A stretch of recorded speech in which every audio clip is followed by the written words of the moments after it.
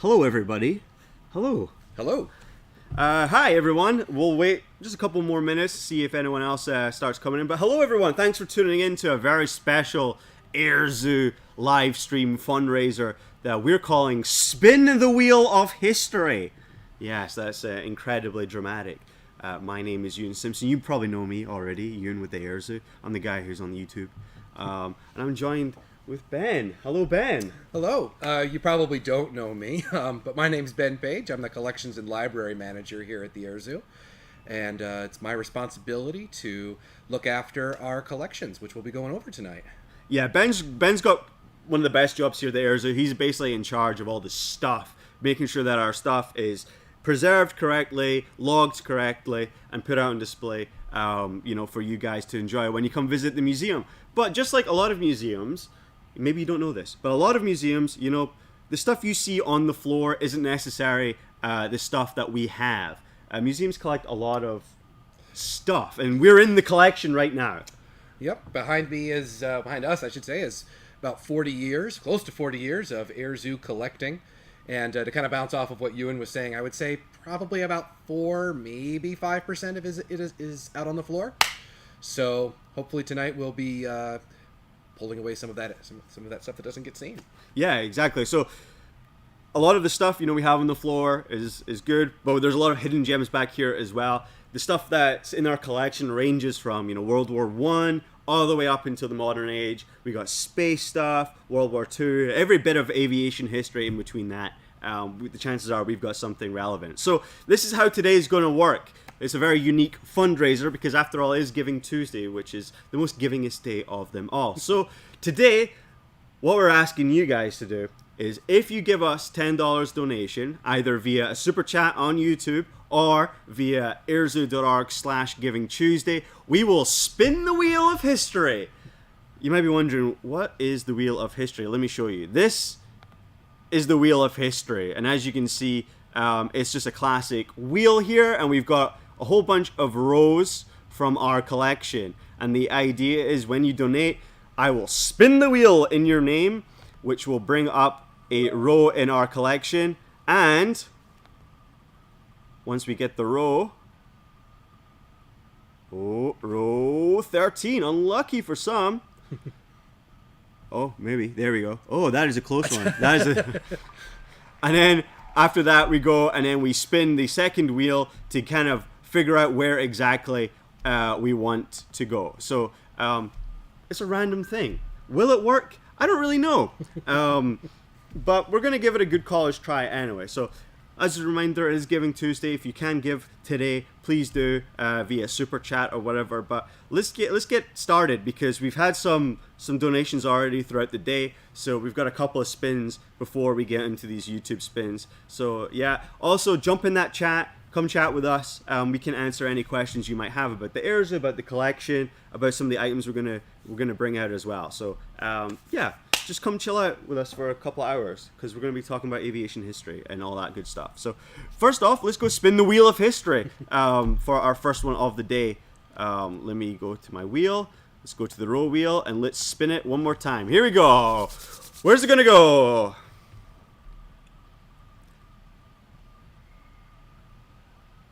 I was a little worried it was going to be a free choice. A free choice. Hey, what do we do in that scenario? We will choose. That's 5. Man, it's really loving kind of this dividing line so far. So what's going to happen is I'm going to spin a shelf while Ben goes to row 5, and what we're going to do is I'm going to yell what shelf. He's going to pull a couple of artifacts from that area. It's shelf 30. Shelf 30. Shelf 30. So Ben is going to go and pull some items from that area of our collection, and then we will bring them out and we will talk about them with you guys in just a second. But yeah, let us know how you're doing on this fine Tuesday. How's your day going? We want to hear about it. All So right, here we go. What have we got? Okay. So row 5 is where a lot of our uniform collections live. And the particular spot that was called out is where a lot of the hats and, the dress headwear live. Not so much the practical stuff like your infantry helmets or your fighter pilot helmets, but something a little bit more like this. And this will be my first stab at our overhead camera here. But two of my absolute favorites from that section this is a 1920s era United States Army Air Service officer's cap. What makes these so rare is the Army Air Service was such a new concept. We're looking after the end of the First World War here, and you see that a lot of the uniforms. Oh, thank you, Ewan. A lot of the uniforms are really going to resemble their Army counterparts. It's still a part of the Army. For the longest time, it was part of the Army Signal Corps, and you see a lot of rapid evolution in these service uniforms. How we can tell it is an Air Service one is the headband around on the bottom here, and we know from the design this is going to be an officer's cap. And for those fans of, oh gosh, Ewan, how many Dauntlesses have we had now? 3? Yeah, we're on our 3rd Dauntless right now. So for those of you who can remember our Dauntless right here in the east wing of our Flight Innovation Center, this is our SBD-3. This is the aircraft that was restored by our restoration team back in the early 2000s. And it has a proven combat history. It actually served aboard the carrier Ranger during Operation Torch. This is late 1942, early 1943, the Allied invasion of North Africa. And the man who wore this hat was named Captain John Devon. And he was piloting our aircraft on the day that, excuse me, it's a little hard to get with this field of view here. I do apologize. But he was the pilot of our aircraft when it put a 1,000-pound bomb through the deck of the French battleship Jean Bart and effectively knocked that ship out of action for the rest of the war. The aircraft was restored in the colors it wore on that day. And many years after it went on display, it was actually John Devon's daughter who brought his entire collection. We have got his Annapolis sword, for example, his officer's sword, a lot of his paperwork, a lot of his uniform pieces. But I think most, just really humbling. It's one of those amazing things to be able to connect to artifacts like that. To more importantly, kind of reunite people with artifacts, and this is just an example of one item. We can't get all of Captain Devon's stuff out there, but some of it lives up here. Yeah, and we were talking about there. You said something very interesting there. He dropped a bomb on a French carrier. Battleship. Sorry. Yes. Why was he dropping bombs on a French battleship? Weren't they our friends? So this is the Vichy. It's the Vichy friends at this point. Much of the French fleet was still afloat when France surrendered to the Nazis at the end of June 1940, and some of those ships ended up in trying to flee France as it was falling. Ended up in French territory, French colonial territories in North Africa, and among these was the battleship Jean Bart. She wasn't really entirely finished. She only had one main gun, and she couldn't really get underway on her own. She was basically 90% complete when the war broke out. Got trapped in Dakar, I believe it was, the French naval base in North Africa. Took a couple of shots at the American fleet, which made her a target for the Rangers airplanes. Good riddance. Yeah, no, and that's a fascinating. I was lucky enough to meet her. I think last year. I think she came to just see the airplane and see the exhibit and stuff like that. And yeah, it's always nice when we have these big airplanes. You know, these very impressive airplanes, but also relating them to the smaller objects of personal. For me, the other SBD artifact that I am really fond of is the violin. Yes. We have. In the other building by our SBD-1 restoration, it kind of solidifies home that these pilots, even though when we're often here at the Air Zoo and we're talking about pilots, we're often only talking about them in the context of flying airplanes during war. We often forget that these were men with their own, human characteristics, their own hobbies, and enjoyments, and playing the violin is one of them. Yeah. So yeah, so and obviously a sad story as well with him, in which he actually died in that training accident there. But yeah, that was from SBD number 1. Yeah. Yeah, if you don't know much about the Airzo here, we have a world-renowned restoration center where we restore World War II aircraft as well as other aircraft, but mostly World War II aircraft. And the Navy, they trust us with the SBDs. They like us with the SBDs. Yeah, we've got some guys who this will be their third SPD Dauntless, I should say, that they've worked on.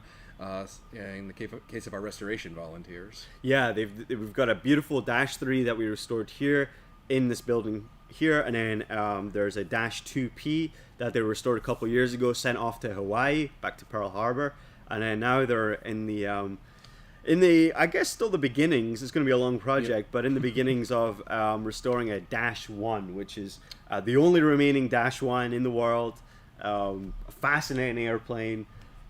Just when you think of this legendary, the SBD is such a legendary World War II aircraft, and for us to be restoring kind of the variant that really helped kick it off is special. And it's also worth mentioning, Ewan's mentioned a training program several times. For those of you who might not know, there was a very extensive naval carrier qualification training program right here in the Midwest out of an airport called Naval Air Station Glenview, just outside Chicago, Illinois. And they were practicing on aircraft carriers. Yes, aircraft carriers in Lake Michigan during the war. And a lot of these guys were neophytes. This was kind of the last stage of their training before they'd get sent off to the front lines. But they weren't being given brand new airplanes either. So between those two factors, new pilots and old airplanes, quite a few of these guys ended up on the bottom of Lake Michigan. And this will be... The SBD-1 is, I believe, the 4th aircraft in total, including an FM-2 Wildcat, which is also being restored by our team there. Yeah, it's very exciting, and yeah, people are often shocked by that little bit of history when talking about aircraft carriers in the Lake Michigan on the Great Lakes. They're like, "What?" And you're like, "Hey, think about it though. Like, who's on one side of the coast and who's on the other side of the coast?" I don't know how many folks are watching, but incidentally, if you have something from the U.S. from the SSC and B or the Greater Buffalo, the ships that were converted into aircraft carriers, please. That's true. I would love to tell more of that story someday. We should have made a graphic that said, "Hey, if you want to contribute to the Wheel of History by donating history, you can do so." You can go on our website. We've got a whole wish list of stuff that we're actively hunting for our collection. Unfortunately, we can't take everything because there's just not enough space or people or resources in the world for us to do that. But there are specific things, especially when it comes to local history and history that relates to aviation in our local area. If you've got something interesting, do reach out. We'd love to take a look at it. Let's go spin the wheel. Yeah, I was saying, speaking of some of that local history, let's see what else we can't find here. Let's spin the wheel. Here we go. We're gonna spin it again. And remember, if you want to spin the wheel, donate $10 or more via Super Chat or airzoo.org/Giving Tuesday. This is going to be a row 4, and I'll get a shelf for you just now. Insignias. And it's going to be shelf... Ooh, that's a close one. It's going to be shelf 18.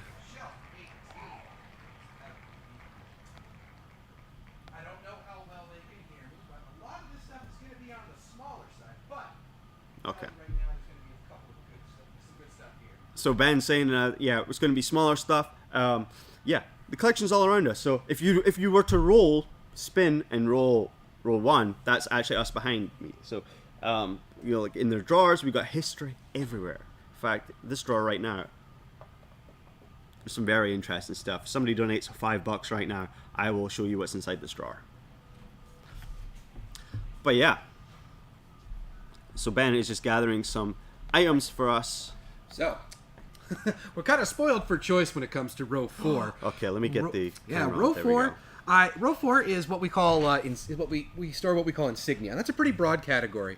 Patches, medals, awards, but it also includes currency. A lot of our donations, especially as we were getting on our feet in the early 1980s and into the 1990s, came from World War II veterans or children of World War II veterans. And among the things that these guys brought back was what's called examples of what's called occupation currency. So in this example, I might have to cheat just a little bit here. So this is an example of I believe an American piece here. We got to remember, and it is for the Philippine Islands before World War II and for a short time thereafter, excluding the Japanese occupation at that point. The Philippine Islands were an American colony and a very important forward base for the United States, and therefore a target for Japanese forces very early in the war. Literally within hours of the bombing of Pearl Harbor on December 7th of 41, Japanese planes were already attacking American forces in the Philippines. Yeah, a lot of people forget that, when they think of the incident of December 7th, a lot of people immediately just go, okay, that's Pearl Harbor. But it was essentially a multi-front attack on what was then U.S. held territories. 'Cause even Hawaii wasn't even a state back then. No. So when the Philippines were captured, MacArthur, of course, evacuated. His last holdout forces surrendered at Corregidor. Famously said, "I'll be back." I'll be back. Yes. The Japanese government had to set up their own operation, so to speak, and they printed a lot of this. This is Japanese occupation currency. The first piece we were looking at was an example of an American half peso. This is 1 peso, originally a Spanish colony, the Philippines, so their currency stayed in kind of Spanish denominations at that point. But you can see that this is money printed by the Japanese government. And we find these in all kinds of denominations for just about every territory that the Japanese government occupied. We've got Dutch East India guilders. The Dutch had a significant colonial empire in what was then called the Dutch East Indies, so they needed Japanese printed Dutch money. And if we flip that guy around to the back there too, this is not an example of how we tag our artifacts anymore. I do want to point that out. We find much more creative ways than just putting a sticker on them, but. Because I think of, like I mentioned, where a lot of our earliest donations came from, we have a tremendous collection of foreign currencies, but also examples of these occupation currencies. And as long as we're on the subject of foreign currency, I had to pull this one. I know I'm probably stretching. One roll, one artifact. I know, but there's so much stuff in row 4. This is a German note. You might notice the denomination.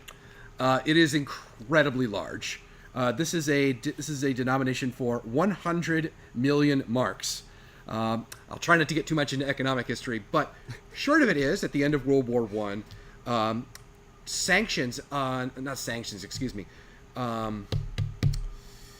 the Treaty of Versailles and reparations that Germany was owed is kind of the last man standing. Austria-Hungary had collapsed. The Ottoman Empire had collapsed. They were left holding the bag. Exactly, and it did just terrible things to their economy. And we talk about inflation today. The worth of the average German currency just went all over the place. And so while it sounds like this bill would be worth quite a bit. And I wish I could have prepared in advance what something like 100 million marks in, say, the mid-1920s and into the 1930s, what that would buy you. It's not a lot. It really reminds me of, like about 20 years or so, it was the Zimbabwean, was it dollar or something like that? It was the Zimbabwean dollar or whatever. That was the big kind of hyperinflation currency with hyperinflation. That's a great word for it. Hundreds of millions and zeros that you've never, so many zeros you've never seen as many, and you'd need stacks of it to buy a loaf of bread or something. There are contemporary photos of entire wheelbarrows full of notes like this.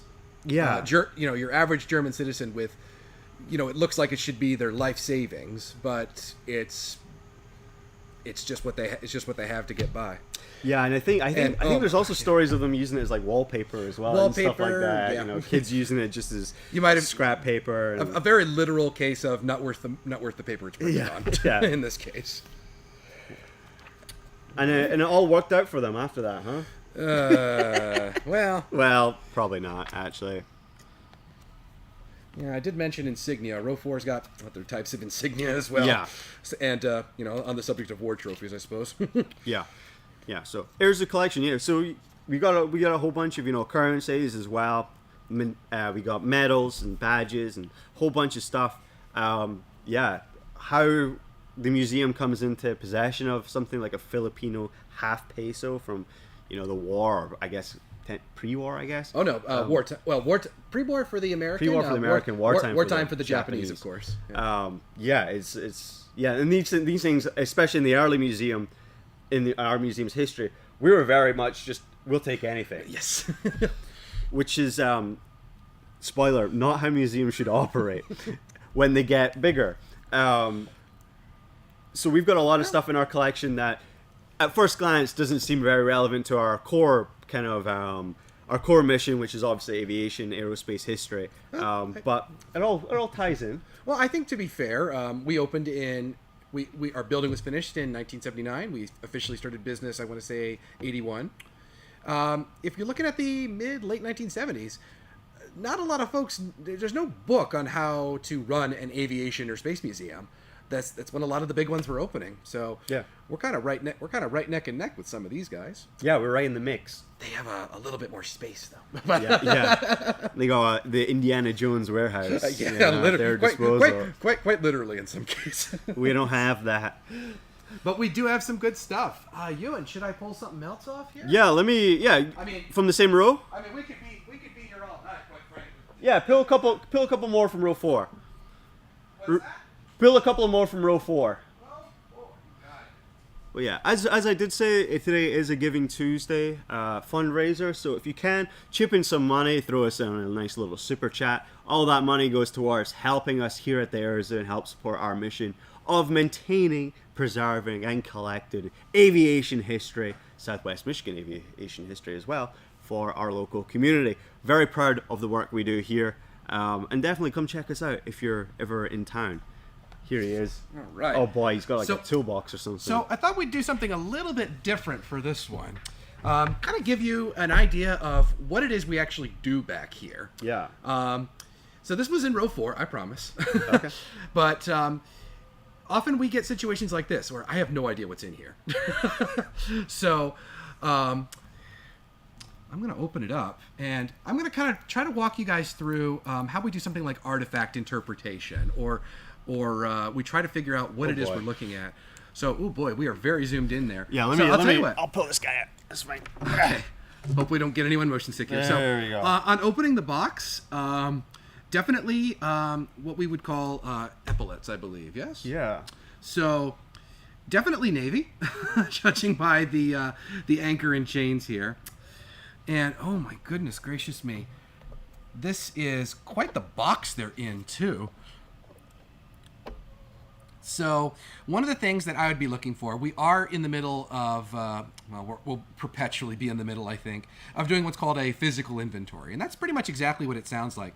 Myself, and a couple of volunteers are going through the collection to, make sure things are where our database says they are.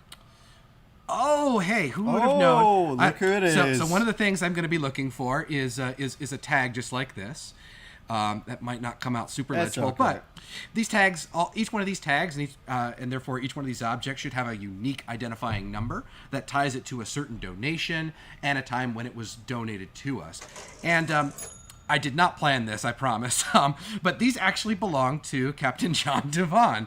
I did not know that we also had these. These are incredibly formal wear for a naval officer circa World War II.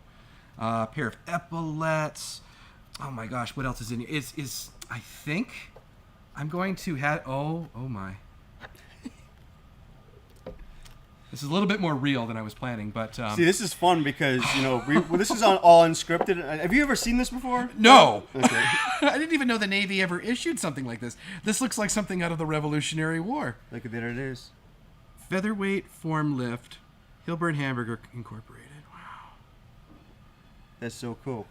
I'm and again, this should also this should also be an indicator, not a warning, but an indicator that I don't know everything. I don't know everything in here. And half the fun of this job, of working with these artifacts, is studying them, interpreting them, trying to learn more about them. And this is going to keep me up at night, or at least until I can open up. I can do a little bit more research on these items. So what we found, this is the form, kind of the very, very formal wear of extremely so of that SBD pilot that we were talking about earlier. Oh my goodness! Look at that. Like, I thought I'd seen it all when we pulled his not tonight, but at an earlier time when we had pulled out his dress sword. This is the belt that actually goes with that sword. Now I bet you're desperate to get this on the floor now. I kind of want to reunite this with the sword. Yeah. Oh, yeah, I'd really like to get that belt stretched out. And, yeah, the other things we're looking at, too, can we house these things better than how they're currently being housed?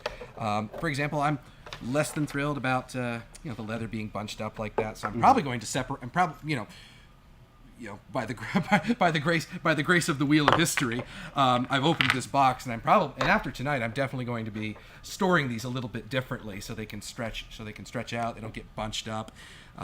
We don't get creases or tears in the leather. But on that subject, I believe I heard something, Ewan. Yeah, we had our first donation. Very thank you to Peggy Page for donating $20. Thank you, Peggy, for that very kind donation. We will go and spin the wheel of history in your name in just a second. I thought this was going to open up like a toolbox here. I was convinced it was going to be like spanners or something, but no, it's the most formal Napoleon-esque thing I've seen. Very Napoleon-esque, yeah. Nothing I've ever heard it put quite that way. But Ewan, I am all set, so you can go ahead and spin that wheel. Thank you, Peggy, for the kind donation. Let's spin the wheel of history in Peggy's name. Here we go. Wait, I need to get the thing up. There it is. There's the wheel. Okay, let's go. Roll wheel for Peggy. Spin the wheel of history.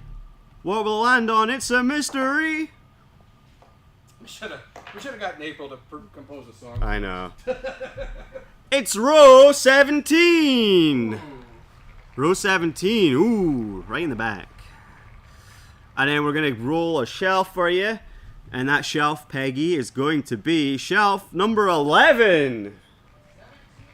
1711. So, thank you very much for that kind donation, Peggy. Very much appreciate it. So, as you've just seen, we're pulling stuff out of the collection that we have no idea what it is, where it came from, why we have it.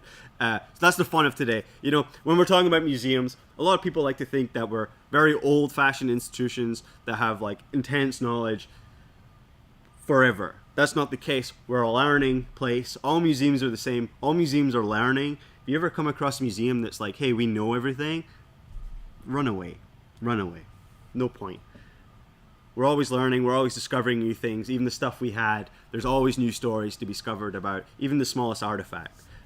So thank you so much for that donation. And let's see what we pull out. So 17 through 21 belong to our uniform collection. Yeah, you can just hold it there. There we go. Yeah, there we are. Look at that. So one of the things that I'm really excited that we have is we have almost a complete set of these shirts here, and what these belong to are what colloquially I believe referred to as Skittles, because they come in a variety of colors, and these colors denote the role of different personnel on the flight deck of an aircraft carrier. An air boss, in this case, someone with a very bright color, is going to be, I believe, in charge of directing aircraft. He's also directly responsible for a particular aircraft, if memory serves. Yeah. So, we have shirts for the guys who handle your ordnance. I believe those are red shirts, because you want to know where the red shirts are. I could make another joke there, but I won't. Jokes for fuel handlers, aircraft handlers. And one of the things that's really fun about these is, well, just that we have almost a full set. We've been talking about what our collection kind of consists of. A lot of naval aviation history here. And well, frankly, we're lucky to have something like an F-14, for example, still one of my favorite aircraft. But it's fun too, and one of the things we imagine doing someday is getting like a full set of these out. Yeah. Because really, what collections should do is it should tell as much of a human story as possible. I've heard folks refer to aircraft, or maybe regard aircraft, even museum aircraft, even though we love them dearly, as kind of empty machines, lifeless machines, and dead aircraft. I've heard that phrase. Oh God, yeah, it twists the knife a little bit. Which isn't true, because if you've been around our aircraft any significant time, they still leak. Yeah. They still smell. Especially the radials. Yeah, they're very much living. But what's fun about supporting artifacts like this is you've got to get something that kind of refers back to that human story. And what I love about the Skittle shirts is that kind of everyone has their job, somewhere they're supposed to be, something they're supposed to do, and that's one of the things. And that's something I'm really hoping to get on the floor. So hopefully this won't be an archival piece for too much longer. Now, I believe with $20, does that mean we get a second spin here, or do we have another one? Or we'll do a second spin for Peggy in just a second. Sure. First, my dad donated. Thank you very much, Dad. Bank of Mom and Dad coming in clutch once again. Thank you very much. We'll give that a spin in just a second. We'll make sure it's a good one. He actually donated £20. So I don't know what the exchange rate is. Yeah, what does he get? 3 spins? Three spins or half a spin. I'm not sure. I'm not sure how it is nowadays. Okay, let's spin the wheel for my dad. Here we go. Spin the wheel of history. Where will it land? It's a mystery. Oh, they're going to kick us out soon. Here we go. It's row. Ooh, it's a close one. It's row 9. I just realized I'm not doing it. Row 9. There we go. Sorry. Row 9. And then we're going to...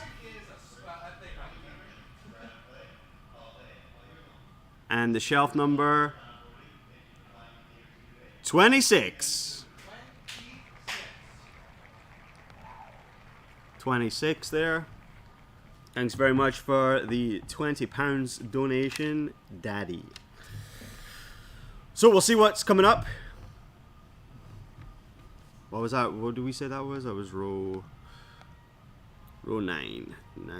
26. And we'll see what we pull out of our collection here.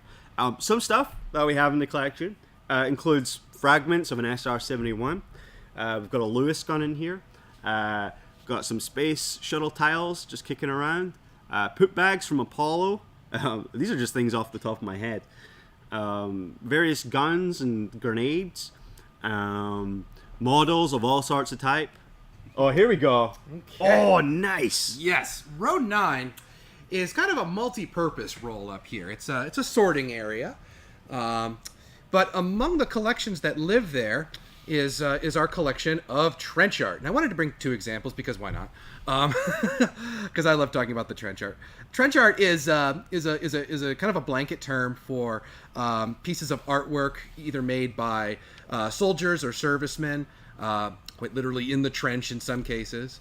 Or in their downtime, or material made post-war by civilians from like war debris, war detritus. A lot of World War I items fall into that category. But a personal favorite of mine, and you'll notice kind of a similarity between this and the second one. This is an ashtray, because of course it's an ashtray.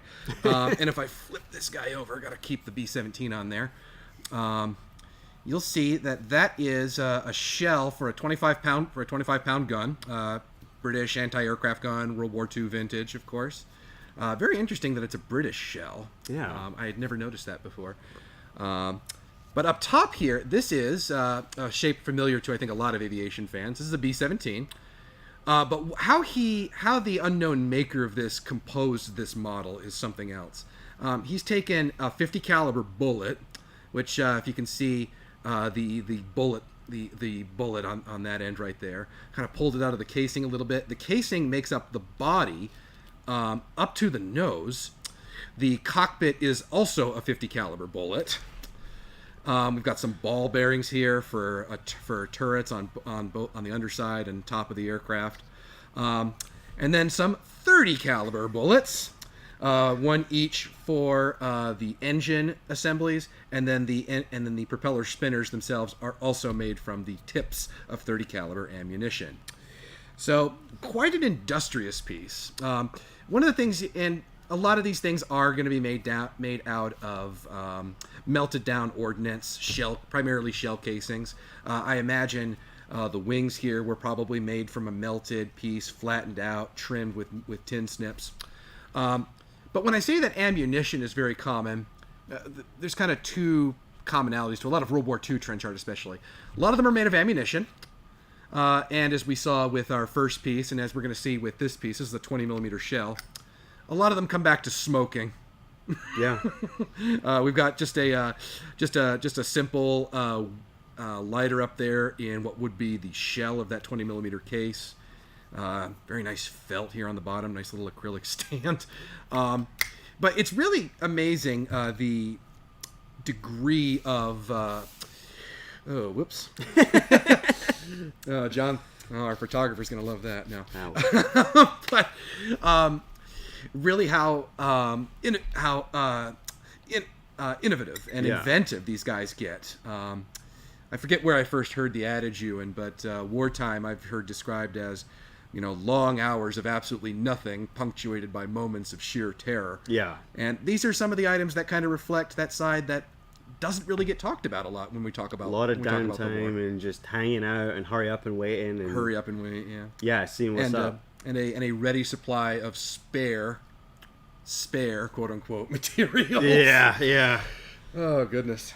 Yeah, no, the trench art is certainly something that's always catches my eye in the collection. It's fascinating, especially when you're thinking about what conditions these guys were in for them to make like this sort of stuff. Like some of them pretty easy. I imagine some of these, they were just hanging out at like an air base or whatever, and other ones you're like, wow, he made that in Guadalcanal. Yeah. Some of them, including some in our collection, are incredibly intricate.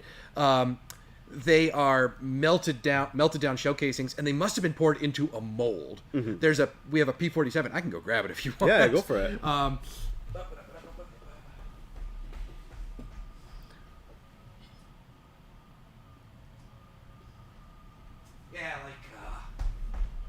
Like these two pieces. Oh yeah. Let me get it. That's the classic Razorback early model P-47. The guy has even bothered to sculpt the turbocharger, the outlet, the turbocharger outlet. Yeah. But this has got some gravity to it. This is basically solid brass, and it must have been poured into a mold. Just little pitting here and there makes me think it might have been a sand mold, but I don't know. And then one that's even more intricate is this Corsair. How much? Oh, and a 50 caliber bullet there for the drop tank is a nice little touch. But he's even modeled landing gear doors on the tail here. And gosh, presumably he has sculpted out, etched out panel lines, the canopy frame, just about anything. He did everything except the rudder, basically. That's when he had to go out and fight, Yeah. But oh my gosh, yeah, I've seen other museums that collect similar areas as we do, but I've never seen a collection of trench art like we have. Yeah, that P-47 it's fascinating. It is a weapon in itself. Yes. It's solid, and the fact that somebody spent the time and the care to, and it's gorgeous too. It looks exactly like what the guy must have set out to make. Yeah. And for me anyways, it's really cool because here at the Airzo, we're an educational institute, and unlike a lot of other maybe science centers or science institutes, we really harp on STEAM as a concept, not STEM, but STEAM as a concept, with the A being for art. And when you see things like this, you kind of understand for us like how that art kind of plays into not just the design and the look of the airplane or whatever, but also like it's an important aspect for like the pilot. You know, like if they're not out there working on the plane or fighting on the plane, this guy was making the plane. You know, because they were bored, or I don't know, trying to get their mind off something else. Because you know, I know if I was hanging around in Guadalcanal or something, I would want to do anything but think about the situation I was in. Oh goodness, you know? Yes, the Spy says trench art is now my favorite genre of art. It's Cabbage Juice says, gold. is that a gold Corsair? Not gold. Not gold. Gosh, Yeah, oh, sorry. It's all right. Bring up to that one. There we go. Yeah, there we are. Was that the bronze or? Gosh, I'm not sure. I'm not enough of a metallurgist. Yeah. I'll admit that. We'll say it's not gold. Yeah, okay? not gold. So don't try anything. Gold, okay. Gold is definitely. I know enough about gold to know it's definitely softer. This material does not want to flex or bend. It's if for how thin these wings are too.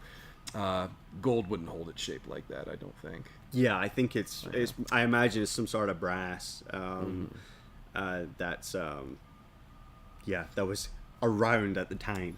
That was how he made the spinning propeller though. I think that's just as impressive. Yeah, he had to borrow tools for that one. That's for sure. He had to go and know somebody with a nice drill or something to get that done. But yeah, very cool, very impressive. And we have a nice little collection of trench art that I know that a lot of people would like to get out on the floor at some point. You'll hear that a lot when it comes to collection. Yeah. People will pull an item and go, "Oh, I would like to have that on the floor," and it's like, wouldn't we all? There's only so much floor, though.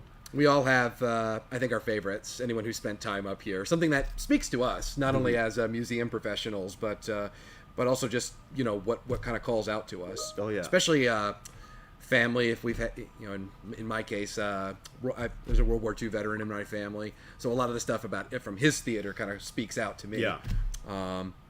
Christopher C. said, my grandfather was 13th Army Air Force during World War II, and he machined rings out of bolts and stuff during his spare time. That's a great, yeah, that makes sense. That perfectly tracks with kind of what we understand of what people were up to. And my dad said it was probably brass, which is probably correct. It's probably not solid gold. If it was, no. If it was, it wouldn't be sitting around on a shelf up here. It would be in a more secure location. Some of the cabinets do lock. Yeah. Okay, let's we can do 2 more spins since Peggy and my dad. So let's go and spin that wheel of history. Let me get that up. Spin the wheel of history. Let's spin the wheel of history. Where will it land? It is a mystery. Here we go. Remember, if you donate $10 or more, you get to spin the history in your spin the wheel of history in your name. And this one's going to be row number 10. Row 10. And then we will spin for the shelf number. Spinning for the shelf number, and that's going to be shelf number 11. So that's row 10. Ben sounds excited.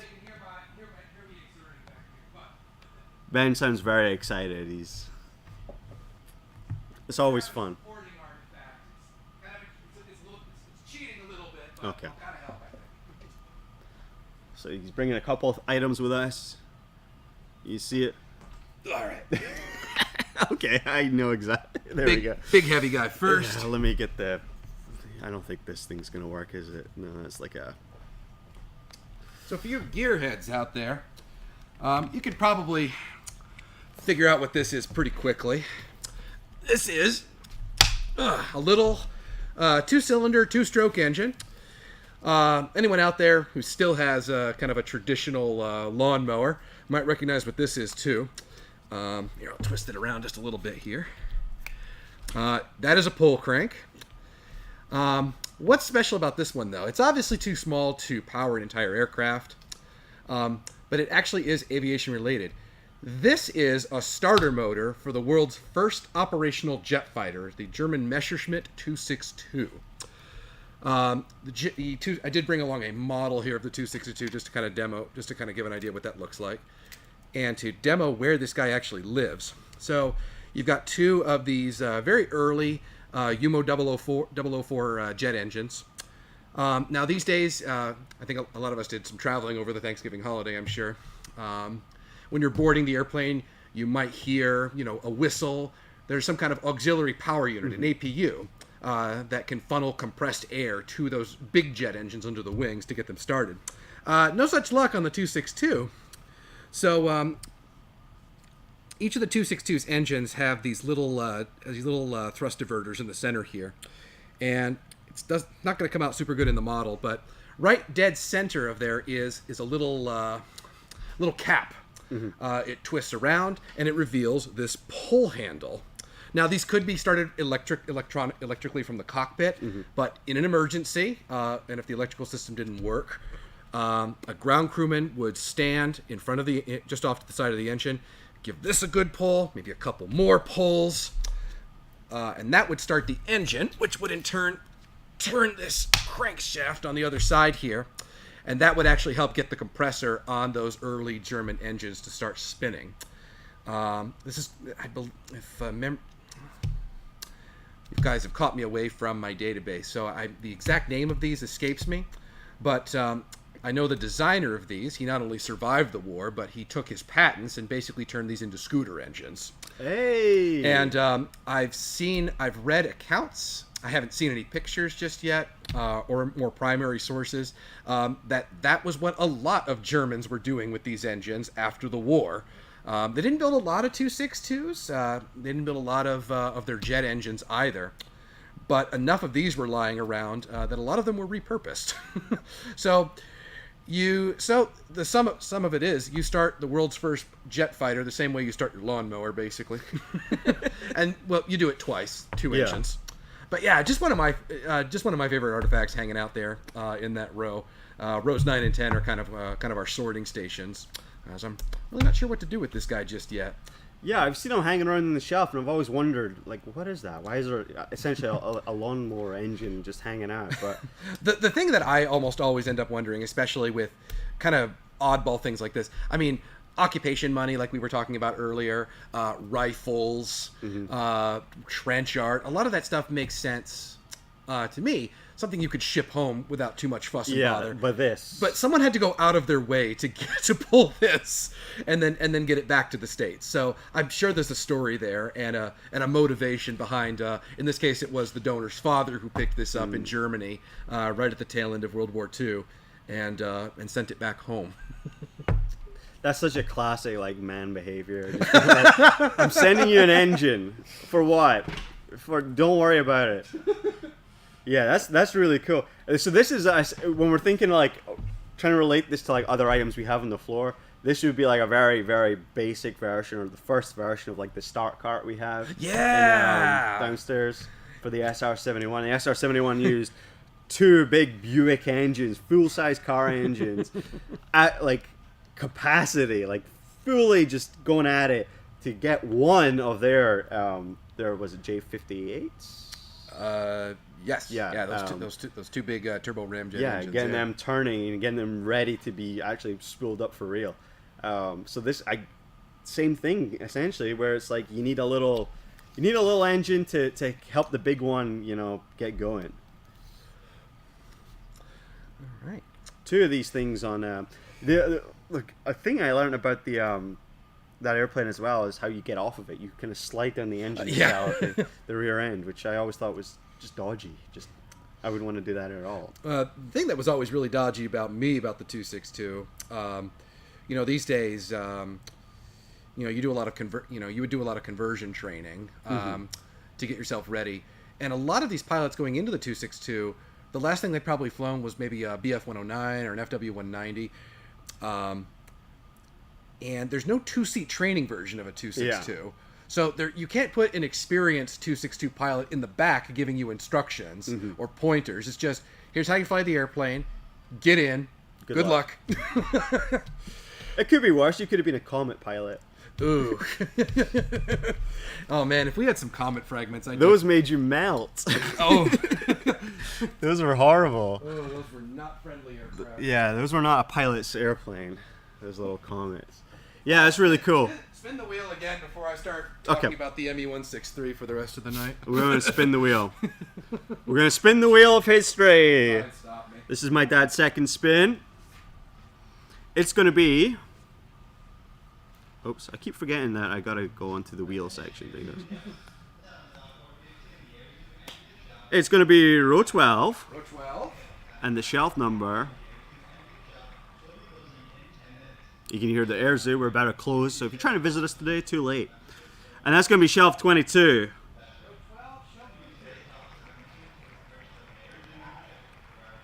So we'll see. We'll see what we get there. Thanks everyone for tuning in. If you can, remember today is Giving Tuesday, so we appreciate anyone who is able to donate. If you donate $10 or more, we'll spin the wheel of history in your name. We will, we promise. Big shout out to those who've donated throughout today, as well as during today's live stream. My dad and Peggy, thank you very much. All right. And thank you, April, for donating $10 on our airzoo.org/Giving Tuesday. Appreciate that. You'll get a spin very shortly. Okay, what you got for us? So 12 and 13 is where our model collection lives. I've never seen these models before. No? Okay. No. These are a lot of fun. These are recognition models. These would have been made during World War II. The exact scale escapes me. These are both examples of British ships. This is a British cruiser. It's the variant that's only got 3 turrets instead of 4. But these were made by F.G. Lambert and Company out of Chicago, Illinois. They actually, before the war, they made lamps. Nice. And they were the prime contractor for these models. You can see that, you know, they're shipped on these little bases here. A bit like the trench art we were examining earlier. Most of the features are cast out of a mold. Mostly lead in this case, which is one reason I'm wearing the gloves. Couple of wooden pieces on the larger models. But the idea of these was, this is what you would show to a classroom of pilots, especially naval aviators or aviators who were going to be operating in an area with Allied or Axis ships. The thinking is that a pilot is going to be going so fast and is going to have so much else on his mind that your kind of traditional 2D images, which might show you, might show you something like, you know, a picture like that, and then like that. That could look like just about any other ship. Mm-hmm. So with these models, you can freely manipulate them. You can move them around. You can see kind of how different salient details pop out. This is an example of a British ship, a Queen Elizabeth class. The ones that weren't modernized, so they've got this big dumpy funnel in the center here. The kind of more World War I interwar style conning tower. And the advantage of them being shipped on these bases is when a complete set, because you'd get a British set, a Japanese set, an American set. And they'd all be on these bases, and these bases fit into a suitcase which holds all of the models. One of my dream donations is to get a complete set so that we could display it someday. But for now, we have these two really very nice examples made right here by the thousands in the U.S. just outside Chicago by a lamp manufacturer. You know, we talk about the arsenal of democracy, and we talk about Ypsilanti building B-24s, and everyone kind of chipping in. But one of the fun things about artifacts like these is it's aspects of the war, of history, that maybe you don't think about until it's right there in front of you. Yeah. And it's like, oh, that makes sense. That's why they had these. Yeah. And then you think about, who made these, and the scale of it, especially when we're talking about the Second World War. Yeah, it's always fun to kind of look at these companies, and you kind of often, especially with the smaller items, like the ones that aren't, an airplane or something, you pick up a smaller item and you have a look at it. I don't know how well it's going to you can put it on that one, and I'll show it. Let's see if that shows up. But yeah, there's the bottom of the larger one there. There's the H.A. Framberg and Company, Chicago, Illinois. So it's always fun when you kind of you look and you find a piece of something from the war, like a air raid siren, or like an antenna, like the Wildcat antenna that we're restoring, like that antenna mast still had painting on it, and it's from Grand Haven. And the company that produced those, which they were just producing these, antenna masts for airplanes. You read about their history, and they produced TV dinner tables and all sorts. Like, they produce a whole bunch of stuff, and it's like, oh wow, it's amazing to see how they got roped into the war effort, and where those skills they had developed or whatever were best used. One of the most fun things about investigating artifacts when we pull them off the shelves as part of our inventory, or if we're getting ready to use them in an exhibit, is to look for those manufacturer stamps. And it might be a company that you've heard of or recognize, or it might be the next town over from where you grew up, and stuff like that. I think really sets in the scale of what was needed, by the Allied powers to win the war. Really, I mean, on the material front. Ultimately, I think despite we're an aviation museum, and as much as we want to say air power, our amazing airplanes were better than theirs. Ultimately, World War II, a lot of the victory came down to the home front and what people were doing in their respective countries on the Allied side, whether it was the Soviets, the Americans, the British, or whatever. Is what they had compared to the other powers was mass mobilization of all workers, not just the men. All workers get in there, changing industry, starting industry, and pointing it in one direction, which was, let's get rid of these guys. let's make sure that we knock these guys out. I'll loop that in for a little plug about our exhibits about Rosie the Riveter, the women working in especially aircraft factories during the war, and our wonderful WASP exhibit in our East Wing, because one of our co-founders, a women Air Force service pilot, that was Sue Parrish, was a WASP during World War II, flying airplanes back and forth across the country. Yeah, and I think that's one of the really kind of about time things we feel like in the museum now. It's like, it's about time that these other stories that are beyond than just the aces flying the planes. It was a collective effort, as much as the guy in the sky who's taken down 5 Germans in the sky. Ultimately, that plane was built by a ragtag group of people who maybe years ago hadn't even dreamed that would be building airplanes. It was fueled by some guy from Idaho or whatever.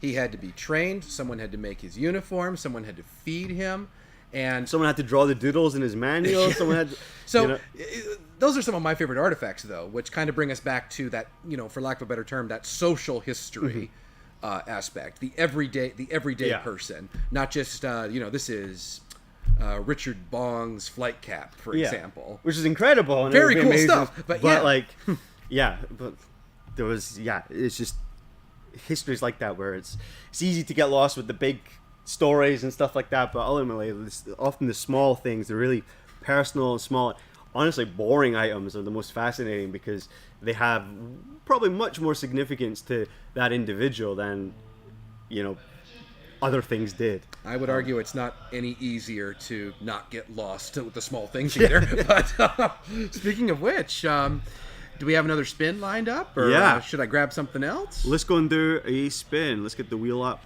Let's do another spin on the Wheel of History. Remember, you donate $10 or more, I'll spin the wheel in your name, and it goes towards helping the Air Zoo out. Let's go. Spin the Wheel of History. Where will it land? It's a mystery. Here we go. Almost a free choice. Oh, not quite. There we go. Row number 2, which is the one right just behind me. Row 1's this one here. And then we're going to roll the shelf.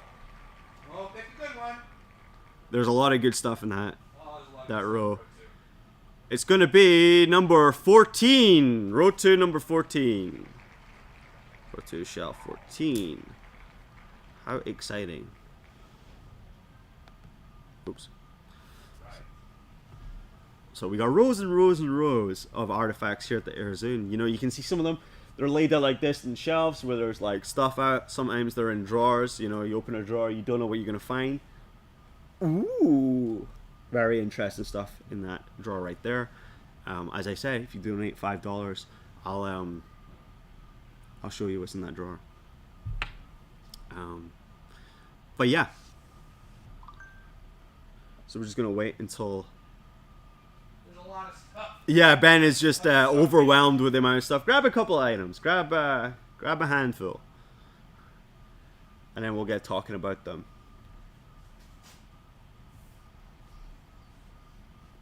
Thanks for tuning in for those who are watching us today. I appreciate that. And yeah, April's got a prediction. We'll see. We can't get anything too massive out. In fact, we can. It's fine. Here we go. What's he got? All right. So row 2 is where a lot of smaller equipment lives. And in this particular case... Well done, April, for being correct. What did I miss? She said sensing a camera to come out. Oh, yeah. I think April knows where a lot of this stuff lives. So this is a pair of examples of gun sight aperture point, I believe is GSAP. These are gun cameras, essentially. Whenever you see that combat footage, again, predominantly during World War II, but also some during Korea and a smaller number in Vietnam, there's an enemy aircraft in front, and it's taking hits, and it's from the perspective of these cameras. Depending upon the aircraft, these live predominantly in the I always forget. It depends on the aircraft. Somewhere in the wing, I think. Yeah. Somewhere in the wing, I would think. Yes. A lot of these were made by Bell and Howell, for example. Another example of the home front kind of kicking in there. This one's going to be a Navy example, 16 mil, and this is going to be an Army Air Force example. They're not terribly different, but in the spirit of things, the Navy and the Army often had kind of different versions of the same thing. Why I pulled this one, though, is it has a kind of an unusual modification along the top here. This is a little sight aperture. And according to the documentation that we received and cataloged with this item, this is another example of something that a veteran brought home and thought, you know what?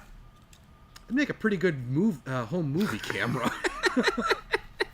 So that's all that is along the top. It's just a little reticle. It has no zoom. It doesn't even really have a lens. Just a little piece of acrylic or plastic up front.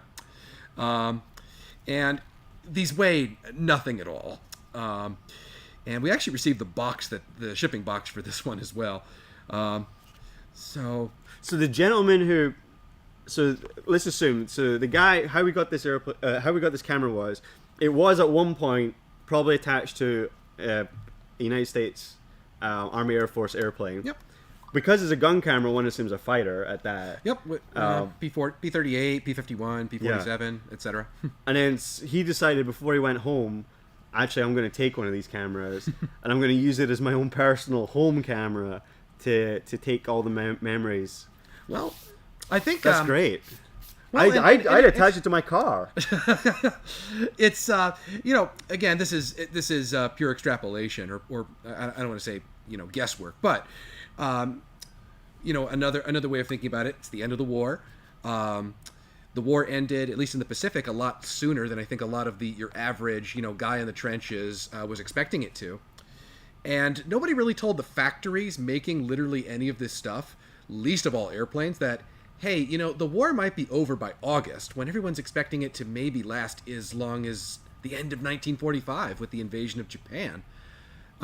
So the bottom line really is that whether it's jeeps, fighters, rifle bullets, just about any of the materiel of war, at the end of that war, there was a lot of it.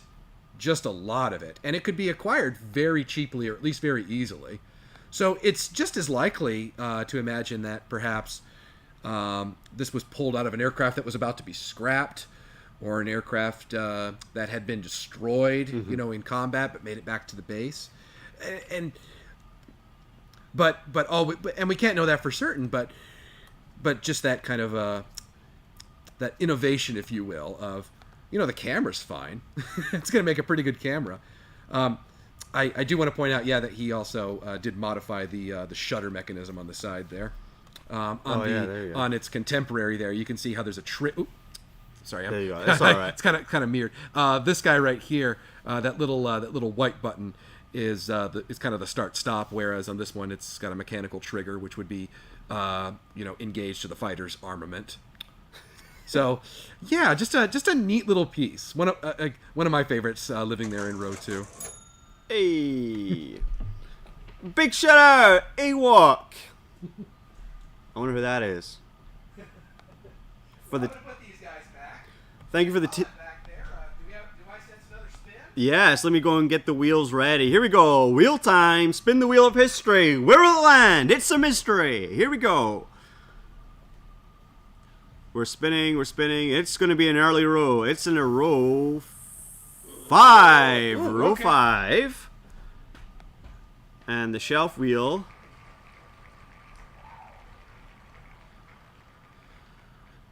And the shelf's going to be 24.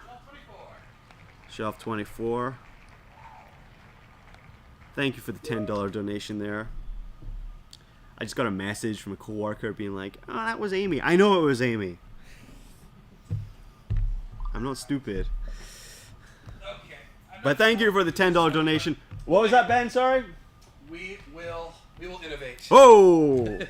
Look at this. What's going on? What You is can going on? put that wherever you wish. So, for those of you who weren't here at the very start when we were just getting things rolling, rows 4 and 5 is where a lot of the insignia lives, and insignia covers a very broad spectrum.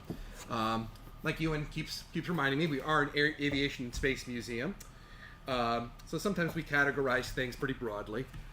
And one of those things that lives in insignia. I'll get the camera. Oh, here I can move it over to the table. Oh, there we go.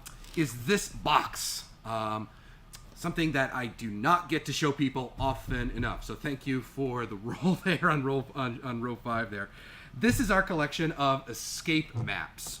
No way. Yes. We have examples. I suppose I should explain myself. These are combination topographical, road, and coastal maps. They're printed on rayon. You'll often see a lot of sources call these silk maps. Yeah. Silk was way too valuable to be printing these maps on. So they're made of a synthetic material. We have examples of.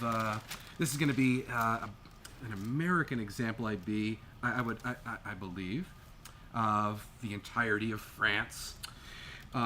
We were talking. You were talking about the Jean Bart a little bit earlier there, you, and I don't know if any of those folks are still here, but I think it's interesting that you can date this map if you're able to get on this portion right here, on this map of France. You can see how it's former occupied area and former non-occupied area. So we can probably date this guy to post D-Day, post June of 1944. March 44, down here. Okay.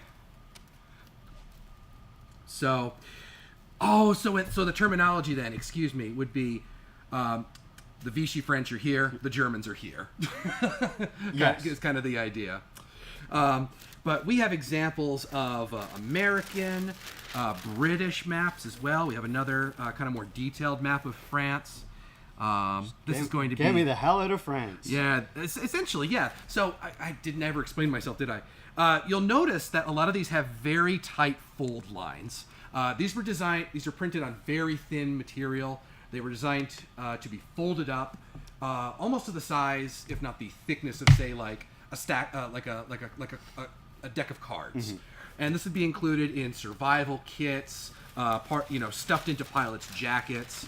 That if you are brought down over, enemy controlled territory, you can hopefully, identify a road, or in the case of the Pacific Theater maps that we have, this is an AAF map here.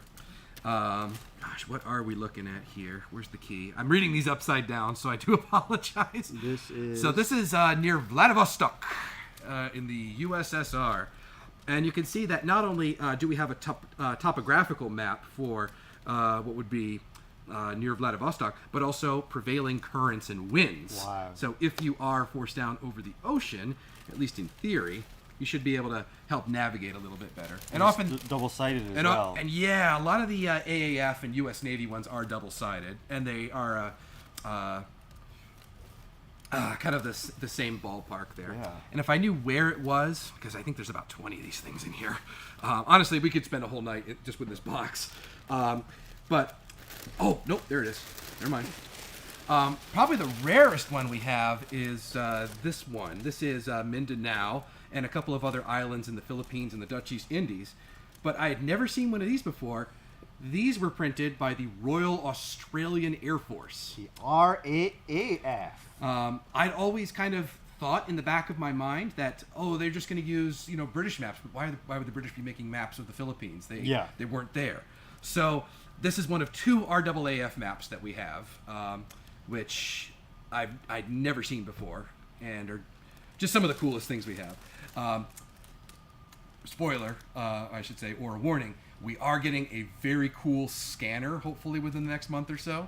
So we're going to be able to start digitizing big and kind of oddly shaped and sized stuff like this. So look for that kind of in more of our online programming. And I know that some of our educators and other folks are very interested in those scans as well. Yeah, I'm definitely going to use those.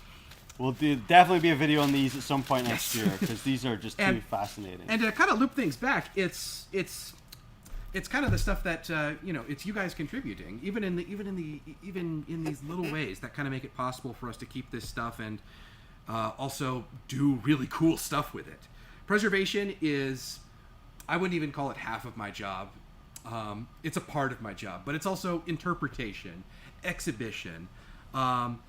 It's just as much keeping this stuff for my successors and the children we have visiting us today. When their children, their grandchildren come to the Air Zoo, the stuff better still be here. That's part of my job. But the other half of it is kind of what we're doing right now, is sharing this stuff and finding new ways to share it as well.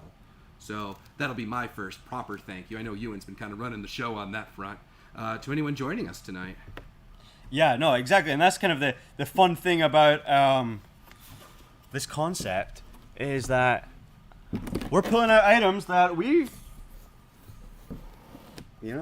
might have not thought about for a while. Or sound like those things. I've been in this collection. I've nosed around this collection for many an hour. Okay, I've never seen those before. That's incredible. That's like made my day. This has made this whole thing worth it. Well, I promise I'm not trying to hide them from you or anything. I know, but like, it's amazing. You open a drawer, you open a box, you open a shelf or something, you're like, bam, what is that? You're like, what? Especially, those, I mean, I know they're not silk maps, but that's what I know them as. Right, you hear them from, the classic POW guys are having them and try and figure your way back up and stuff. But we got ourselves another donation. Thank you, excellent. Doug Page, for the beautiful $20. I'm going to say $20. It's $19.99. I'll say $20. Another member of the Dad Club. Donation. Thank you very much. We're going to... We love the Dad Club. We are going to spin the wheel! Oh my goodness me. Here we go. Spin the wheel of history. Where will it land? We're going far back this time. 25. Right. Oh wait, that's a shelf number. Sorry. Well, okay. Shelf. I'll kind of roll with it. But Shelf 25. Row. Do I even have a row 25?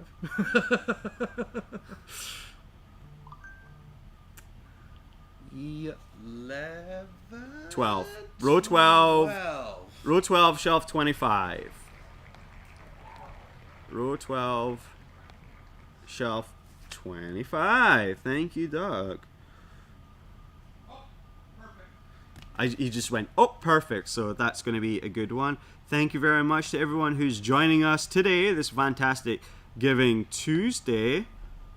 Appreciate all those donating and appreciate those who are just hanging out as well. Remember, just jump in the chat with any questions or that. Thank you for Dolly Bryan as well for donating $10. We'll give you a quick spin in a second there, my love.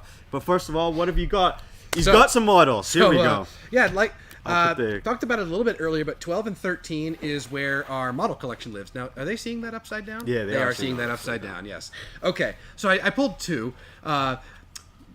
I had these guys out for a donor event a few nights ago, and I think they pair really well together. So we have a lot of models. I think any aviation museum tends to collect quite a few of them. But one of the projects we're going to be rolling out, I think within the next year or so, is an exhibit focusing on toys and models. So that's something we're really excited to get working on. But this is one that I kind of singled out as we were starting to talk about that concept. It is an Aurora B-29. Aurora, gosh, they went out of business some years ago. The scale is very interesting. I just saw that. That's so weird. I think any modelers joining us tonight are probably pretty familiar with, your 172nd, 148. This is 532nd. It is a very interesting model on its own. I particularly like how the panel lines and rivets are already kind of in there. Yeah. Might be a little hard to see, but the where you're supposed to put the national insignia is just molded right into the plastic. But what really elevates this piece for me is it came with this very charming little booklet. Hopefully that's close enough to the camera and it's focusing there. But anyone in the chat, I guess, could want to guess maybe what era this is coming from. But this is a pamphlet basically extolling the virtues of plastic model making to the average American. I don't know if they specifically call out, only boys can make models, but it might be. I think it's implied. It's heavily implied, but yeah, America needs modelers, according to this little pamphlet here in this 1950s era kit. And a personal favorite, modelers objectively make. Modelers of course make better citizens. Ewan. It's such a era, like just everything about that screams post-war 1950s. Oh my goodness, yeah. Just absolutely terrified of the red. Oh wait, no. Oh wait, no. There we go. Air trails, hobbies for young men. Yep. There we go. Boys only. No. But the other one I grabbed was just sitting right on top of it. I'm originally from Battle Creek, Michigan, Cereal City. For the briefest time, we had a museum focusing on that, and I remember distinctly seeing one of these guys. So this is a P-39 first and foremost, but this was actually assembled from a kit that you could order during World War II from your cereal boxes. They would come in all these different they would come in all these different types, and we actually have the instructions that came with this guy too. These are for oh wait, here we go. You got a double feature here. There's your P-39. And oh my gosh, where is it? I'm looking for the manufacturer's mark. Yeah, that should have been the first thing I found, of course. But these were shipped either in cereal boxes or as kind of a proof of purchase thing. I don't know how many folks remember. I don't even know if they still do that sort of things these days. Like a send away thing? Or? Like send us 5 proofs, box tops plus shipping and handling, and we'll give you a. Yeah. I don't know. But yeah, there we go. Again, it's very small print. It's very thin paper too. It's what you find with a lot of these wartime materials. They're not made of very sturdy paper because they were trying to conserve it. But very, very near the bottom there. 1944, General Mills Incorporated. Nice. So just another example of, again, kind of wartime paraphernalia, I suppose is the word. Memorabilia. And again, this is before models like we were looking at earlier with the Aurora kit were standard. Yeah. One of the things I'm really looking forward to talking about in a future model exhibit or display is how World War II and recognition models really kind of helped jumpstart the plastic. The whole industry. Yeah.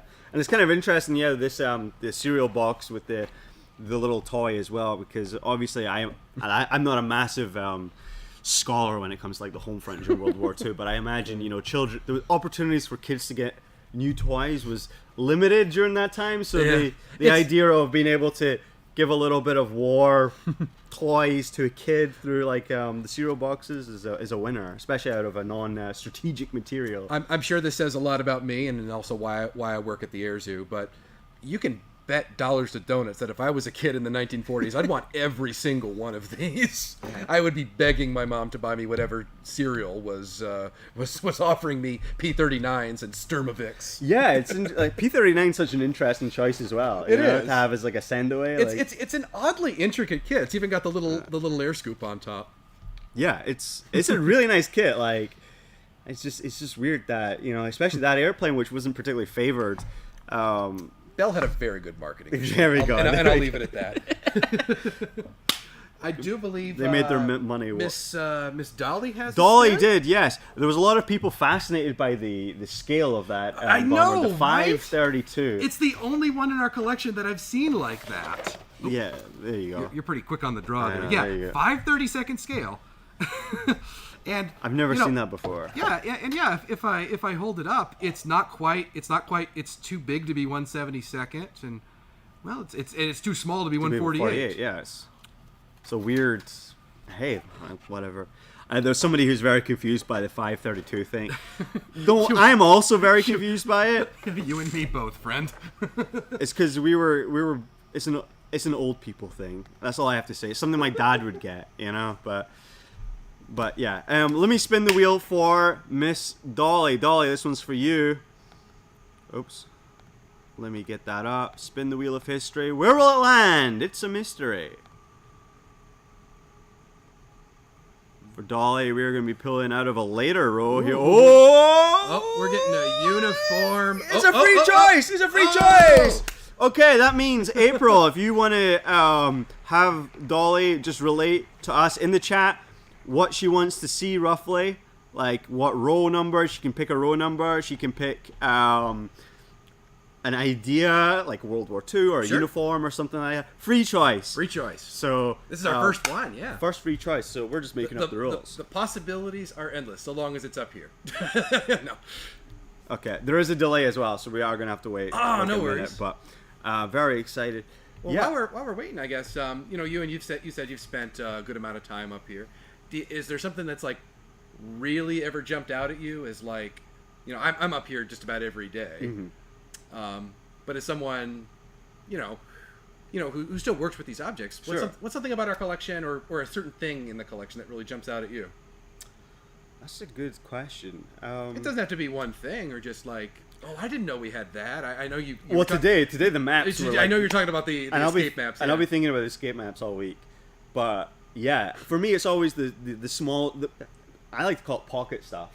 Just junk that like people would have in their pockets or during training or whatever. Like I know, like we have like a little book of like a bunch of match. The match and stuff box, like that.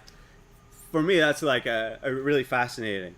So Dolly would like to see a women's uniform. Oh, okay. So we will go and fetch a women's uniform for you, Dolly. Thank you very much. Remember, if you donate $10 or more via Super Chat or at airzoo.org/givingtuesday, we will spin the wheel of history in your name, and we will pull out a random artifact for us to chat about. Thank you, everyone, for joining us so far on this Giving Tuesday evening. It's evening now. We're going to be hanging around for about 40 more minutes. So if you haven't donated already, please do. And remember, you can always support the Airzoo regardless of the day or the month. You can donate at airzoo.org/donate, or you can support us in other ways, mainly by coming and visit us. Come and check us out. Come see our exhibits. Come see what we're all about. We'd appreciate that. But if you're too far away to do that, we'll take your money too. Here we go. We got ourselves some stuff. I'm not sure how we'll do this one, but I can move it. I did grab a second one as well because okay. Let me move this. I wanted to talk. There was one that was a prime candidate, and then there was one that I don't know. Maybe by talking about it to a different audience, we can find out a little bit more. So this is a Waves officer's overcoat. Now, Waves is an acronym. It doesn't quite line up, but it is essentially the Women's Reserve of the United States Navy during World War II. I don't know if it is a kind of get us. Oh, we're gonna hit the light there. So you can just put it back down. That's fine. So yeah, some of the details to point out here. We know it's an officer's coat because of the bands and the star on the cuffs there. That indicates that the wearer was a lieutenant. And why we picked this coat up? Well, first, I'm glad for calling out the ladies' uniforms there, Miss Dolly, because we don't have a lot of them.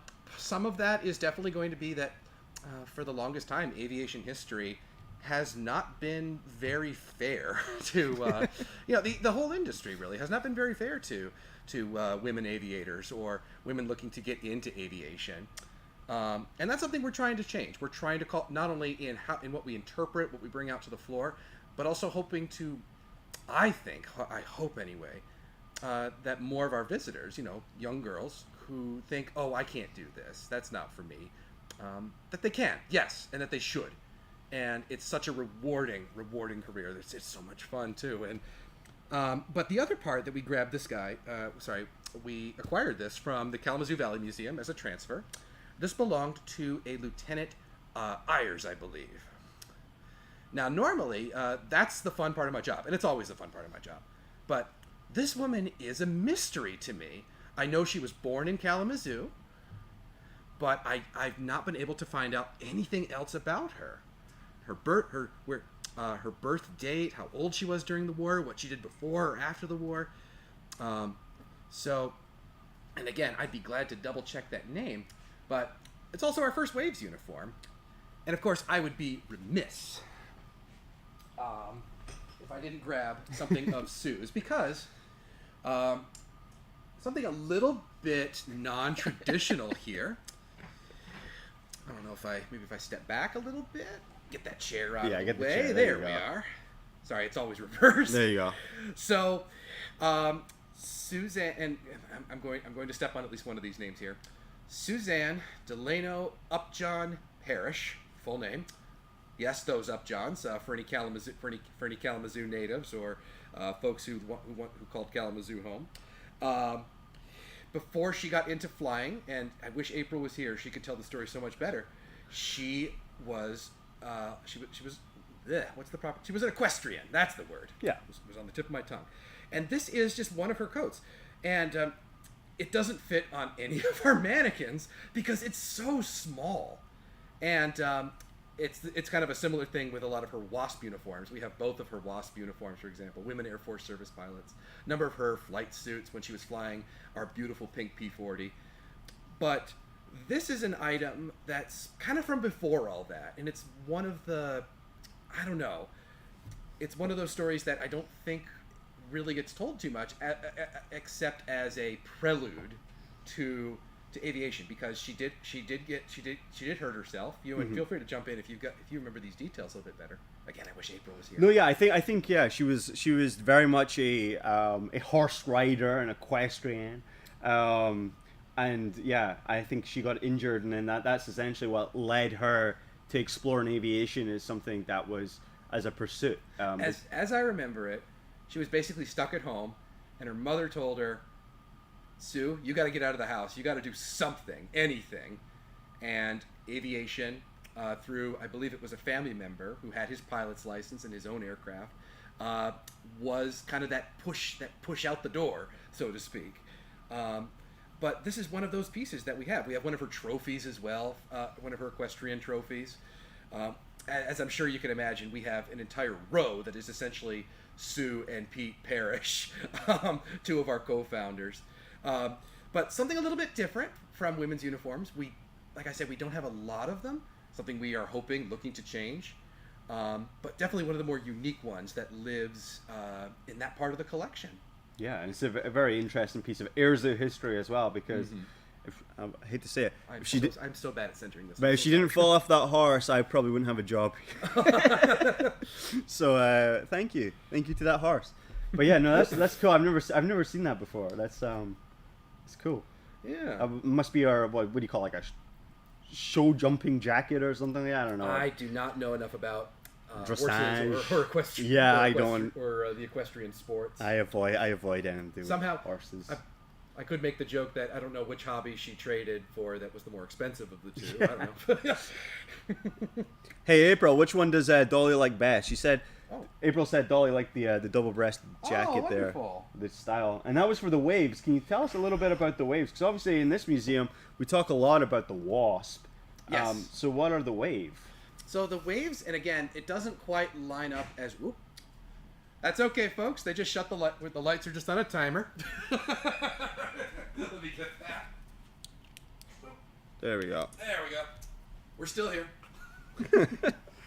How long is the delay before they realize the lights went out? But anyway, yeah, it's not an acronym that lines up quite as neatly as WASP, Women Air Force Service Pilots, but it is essentially the Women's Naval Reserve, and a bit like your WACs, the Women's Army Corps, Lady Marines.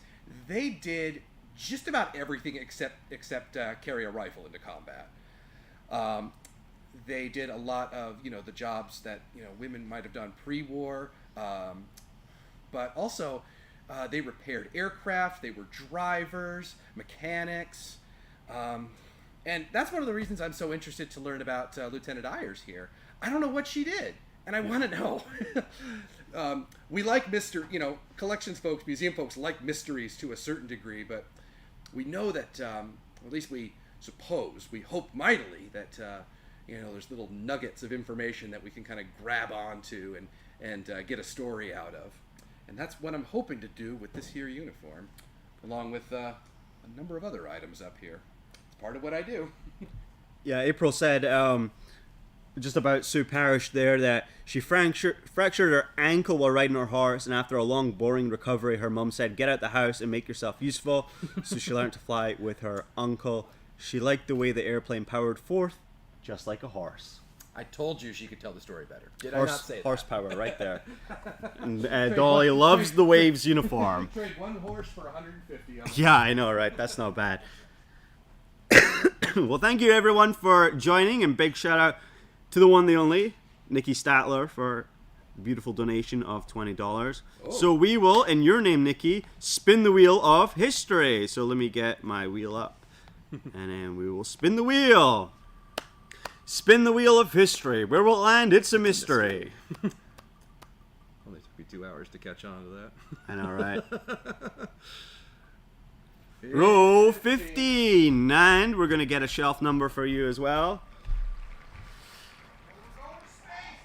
We're in the space section. So we're in row 15, and it's a shelf 18.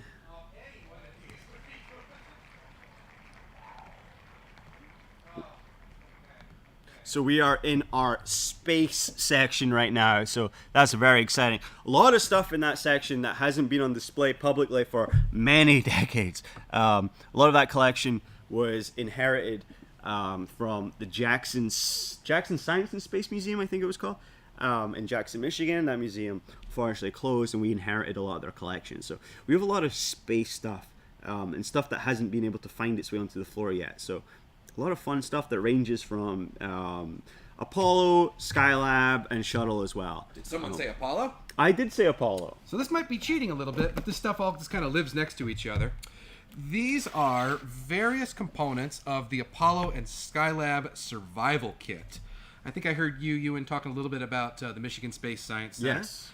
So you'll see MSC on a couple of these items. That's their tag numbers. But we'll start with, gosh, I know the sunbonnet's in here. So these are items that would have been, when you see footage of the Apollo at landings, they come down in the water. And, they've got those big inflatables, kind of, those big tubes around the spacecraft. In that spacecraft were also survival kits in case these guys came down off target, and it might take a day or two for the Navy carrier group to come pluck them and their capsule out of the water. So you've got things that you might find in almost a World War II survival kit as well. These are a pair of sunglasses, specifically called survival sunglasses. A personal favorite of mine is in the box here. I should mention that some of these items are on loan to us from the National Air and Space Museum in Washington, D.C. This is a sun bonnet. It looks very goofy. But again, this is kind of a tricky one to display on the flat camera. But this forward piece is a bill, not unlike a baseball cap. It has, and I'm not going to wear it. I'm not that kind of professional, but you wear it essentially like a baseball cap, and it covers the top of your head and the back of your neck. It's made of that kind of mylar material, so it's very light, very reflective, but also that international orange on the other side, so that people can actually out. Yep, exactly. That's great. We don't have a complete kit, but that would include items like this little survival radio, which also has an integrated signaling mirror. A fishing line and fish hooks, flashlight, strobe light. Not too ironic, probably appropriately, not too dissimilar from what I've seen of what was given to a lot of Vietnam helicopter pilots. Kind of these one-piece sets that have just about everything you need to tell someone where you are. And of course, if they got into some real trouble, these are still in their original packaging. You can see the NASA, in this case, MSD stands for Manned Space Center. That is, what's that known as nowadays? That's I want to Johnson. say, yeah, it's a. Or I'm sorry, Space Center, Marshall Space Center. I think it's Johnson's Space Center. Well, Johnson Manned Flight Space Center now. Yeah, but these are desalination tablets. If things got really desperate. Luckily, no Apollo or Gemini or Mercury crew or Skylab ever came down significantly off target that I'm aware of, where they actually needed to break this stuff out. Just Skylab the station. Yeah, but But that was over Australia, and we don't really care about that. So no yeah, biggie. we have a lot of our Apollo stuff is going, or I'm sorry, a lot of our space stuff is going to be what Ewan kind of earlier called some of those everyday things. We don't have a ton of space flown artifacts, but we have a lot of stuff that kind of brings the human story of spaceflight into focus. You know, what if these guys came down in the middle of the Pacific Ocean? Yeah. Or how did they exercise? How did they stop their muscles atrophying? We've got an exercise kit. Yeah. It's a good thing you rolled where you did, because I would have had to bring out the toiletry stuff. You can bring out the toiletry stuff if you want. The toiletry stuff is the best stuff. Because a lot of people think, like, the idea of going to space is a very kind of amazing, fantastic, inspiring thing to do. Or it's disgusting and it's gross. Or it's the hee hee ha ha question you ask your science teacher or an astronaut. And then you actually tell them how it works, and then they're horrified. Pro tip for anyone who meets an astronaut: don't. It's disgusting. Yeah. Especially in the Apollo era, yeah. Now, was there another roll there? Yeah, I'll spin again for Nikki, because she did donate $20, so I'm going to give this another quick spin. Spin the wheel of history. Where will it land? It's a mystery. And it's going to be... Ooh, it's a close one. It's a close one. It's a free choice. Oh, hey. Nikki, if you want to put down in the comments here, if you're still around, what you want to see. What type of stuff do you want to check out in the Airzu collection? You can be as specific as you want, or you can be as vague as you want. That's fine. We'll find something out. So it can be a theme, space, World War II, uniform, gun, whatever. We'll find it and we'll bring it out. But yeah, until then, we'll just wait. Yeah, the space stuff we have is really incredible, because, as Ben was saying, we don't have a lot of stuff that was actually flown to space, which in my opinion is great, because we get like the other stuff. Can you share the globe? Yeah. Oh, yeah. We can absolutely share the globe. And you don't often realize just how, when NASA was making things for the space program, they weren't just making, enough for Apollo. They were making enough for Apollo and some more. Incredible amount of stuff coming out of NASA, which is why we're able to have all these amazing things like poop bags and all sorts of stuff. But let's change from space to aviation. And let me get the close-up camera to see if we can see these a little bit better. Right on. Let's see. A little bit. A little bit. I can maybe angle it. Well, you're the camera guy. That's better. So, this is a favorite of a number of folks we bring up here, or when we bring it out on display. If I don't have an exact date of manufacture, but as you can see, it is a small desktop globe. We can roughly date it by some of the anachronisms we see. If I can get the angle there just right. Japanese Empire. The Dominion of Canada. Ooh, that's an old school one, huh? Yeah, we're talking probably sometime in the interwar period. Manchuria? Yep, Manchuria, Persia, not Saudi Arabia, but Arabia. But what makes this map interesting, and why the date is so important, is some of these signatures that we're trying to pull out here. You'll notice some of the really familiar ones. As best as we can tell, these are not signatures by the pilots, but we can see Orville right there next to the date, December 17, 1903, the very first the first 5 successful powered flights by a heavier than air controllable machine. And then we've got a lot of lines crossing the Atlantic. These are our various competitors to the Orteig Prize, which is what Charles Lindbergh won when he was the first to make it across the Atlantic in one go. And then you've got some that just kind of keep on going. At least, and the 2 that I've been able to identify by looking at these names, we've got E.J. Schley and Jack Harding. My supreme apologies if I get these backwards. But one of these gentlemen was a commander of the Army, the 1924 round the world flight by 4 U.S. Army airplanes. I think only 2 of them actually made it back, but they sent 4. But in any case, it was the first time that aircraft had flown around the globe. And the second gentleman, the one that stops in Japan, is E.J. Schley. He was a competitor for the Orteig Prize. He had an aircraft, he had it all fitted out, he had it all ready to go, and then that Lindbergh just had to get there first. So E.J. Schley said, "You know what? Fine, I'm going anyway, and then I'm gonna keep going." He made it all the way to Japan in his Stinson Detroiter. Appropriately enough, he is from the Detroit area. This bright yellow Stinson Detroiter, single-engine monoplane, and he was ready to fly it across the Atlantic. And it's at that point his friends and family are telegraphing him frantically, "Don't do it. You can't cross the Pacific, Mr. Schley. You're not going to make it." So he finally admitted defeat. He crated up his airplane and he brought it back to Detroit, where you can actually see it today in the collection of the Henry Ford Museum in Dearborn. No way. One of my favorite stories, and I love that it's featured on this globe, but there's so little we know about this globe. And the best interpretation that I can give it is that this was probably purchased in the late 1920s, early 1930s. Again, judging by... I'm trying to see what shape Germany is in. That would give me another hint. That's great hint. Finland, I don't know if Finland still controls Karelia at that point, so I don't know. But anyway, I'm getting off topic. But someone had this globe, and I like to imagine it's someone who has been following the news. You know, they read the newspapers. Maybe they subscribe to one of the dozens of aviation magazines that popped up in the wake of Lindbergh's flight.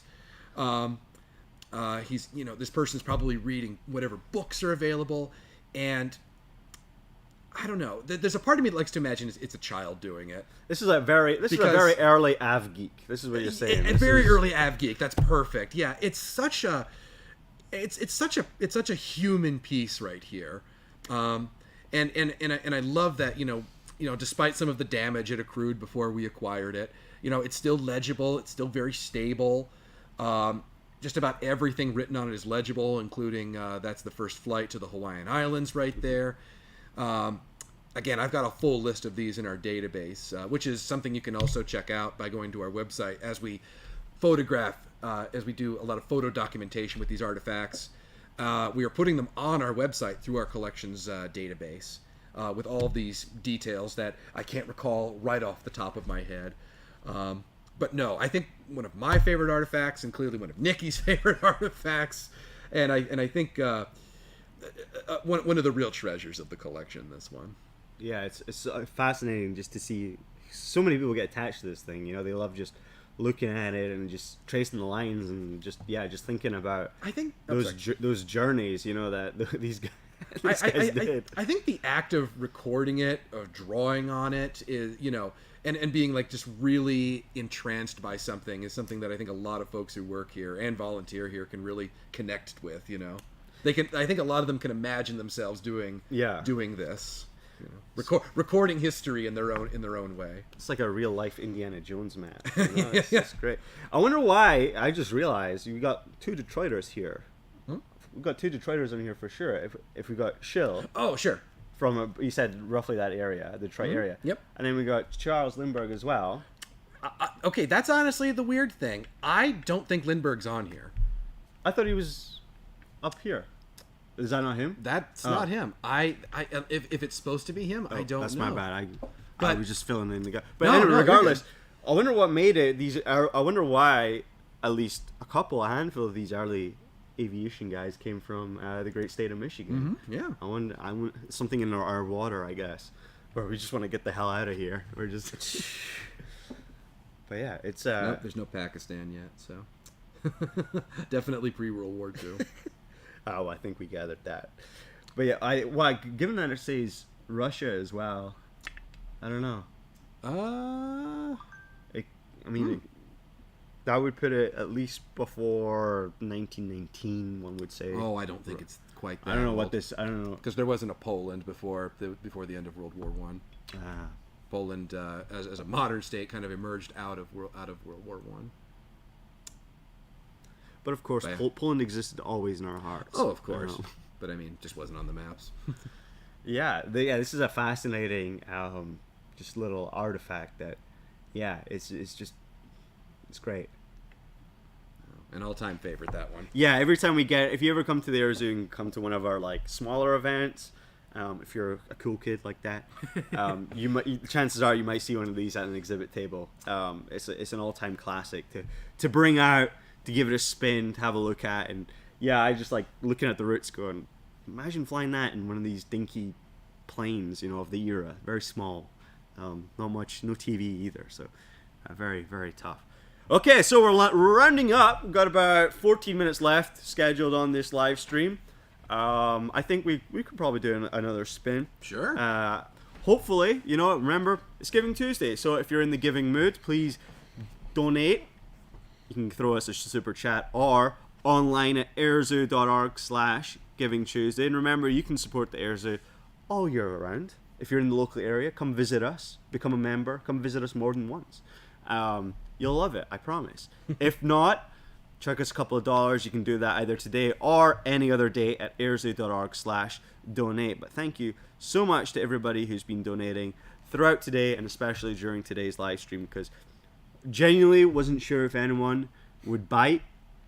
Very happy at least a couple of you did. So thank you very much for the support. Let's spin the Wheel of History.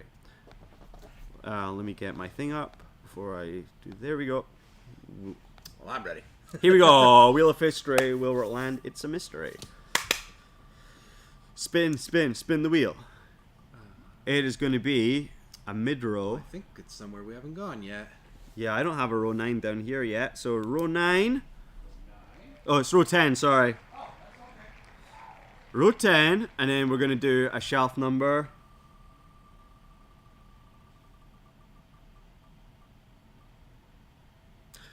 $16.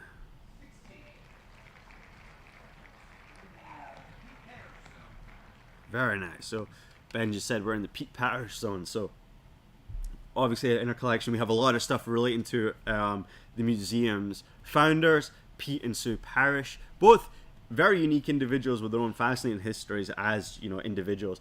What they did before they setting up the museum is fascinating. Pete specifically was involved in a lot of the tougher, let's just say, battles in the Pacific, Peleliu and stuff like that, Guadalcanal.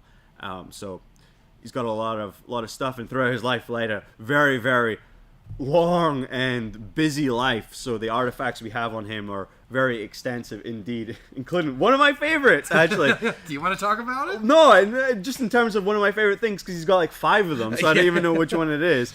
Here we go, artifact close up. So this is actually it's actually kind of a good problem to have, so to speak, because so many items of the Pete Parrish collection are currently on display in both of our buildings in an exhibit celebrating his life. And Ewan mentioned that he has something about 5 of these. These are different gavels. This is one of 5 gavels. Pete Parrish was on the board of directors for a number of both businesses and nonprofit organizations. This particular one is for the NBAA when he was chairman of the board. That is the National Business Aircraft Association. Awarded in 1985. I'm sorry, I can't read it and show it to you with the guys at the same time. But yeah, gosh, I'm trying to think. There's definitely one from Upjohn, if memory serves. Upjohn Pharmacia. I I believe there's one. EAA one, I Yeah, think? I do Yeah. believe there's an Experimental Aircraft Association one, the EAA. Very important organization in terms of the kind of the early movement as far as preserving these military aircraft. Well, and getting folks into aviation. And kind of, I thought it might be fun. These guys were sitting next to each other. We were talking about currency. A lot of this stuff lives in row 4, which was our first spin, or one of our first spins.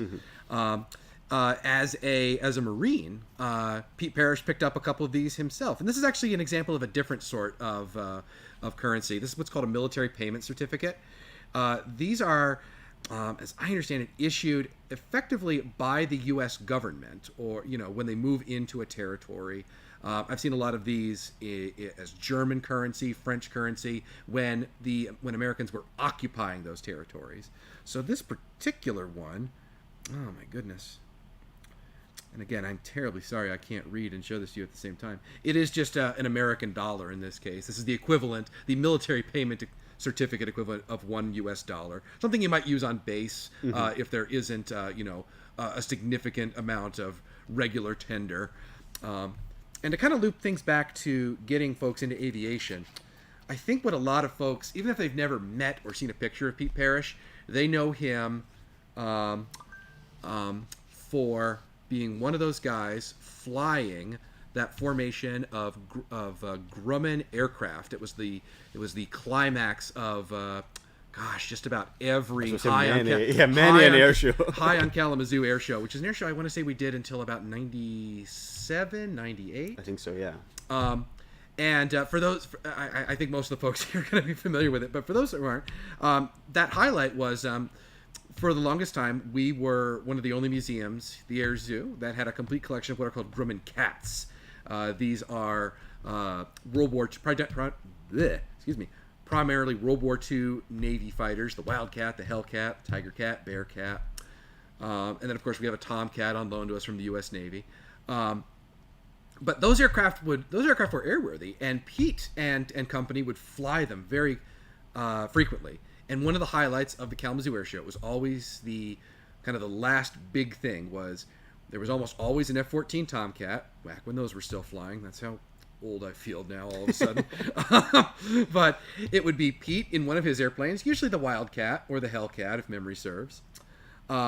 Two other guys in two of our aircraft, the Hellcat and the Bearcat, flying with a Navy F-14. And it kind of predates, what the Air Force and the Navy started to do around 2003, those heritage flights. And this is just one of Pete's golf shirts that commemorates his spot in the formation. And I guarantee you, if you come to the Air Zoo, you're going to see at least 2, maybe more, pictures of the cat flight. It's kind of one of the signature parts of our history. Yeah, and they flew in almost every kind of variation as well, where you would have, I don't think they ever managed to get one with the entire cats, because there's a lot, because we're talking about panthers and cougars. There was 1 year, tiger. There was at least 1 year that I'm familiar with, where they got them all. Where they got them all except the ones that just aren't in private hands. Yeah. Like the cougar, the tiger, but it was the Wildcat, Hellcat, Tiger Cat, Bearcat, Panther, and a Tomcat. Yeah. It was, I want to say 95, 96. I think I know because I know I was there. And speaking of getting folks into aviation, one of those enduring memories is that F-14 coming right at me. It was taxiing right outside what we now call our FDC, our Flight Discovery Center, during one of those Kalamazoo air shows all those years ago. So.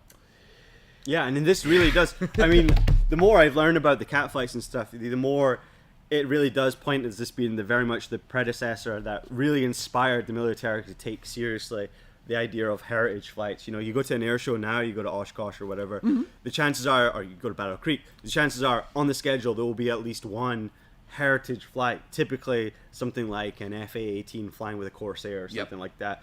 And maybe we did it better first. Well, and I think what's special for is from our perspective is these guys were doing it in the 80s and 90s when the warbird movement was still kind of, I'm sorry, the idea of privately owned warbirds being flown by and maintained by a couple of dedicated people who either grew up flying those, wanting to fly those airplanes, or in Pete's case actually flew some of those airplanes.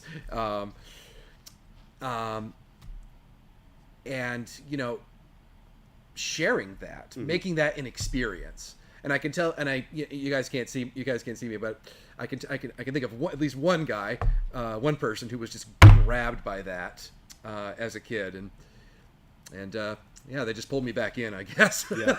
Yeah. If you want to see the cat flight, we actually have a video of it playing in the Pete Parrish exhibit in the Flight Innovation Center. You can go check that out. And also later next year, 2024.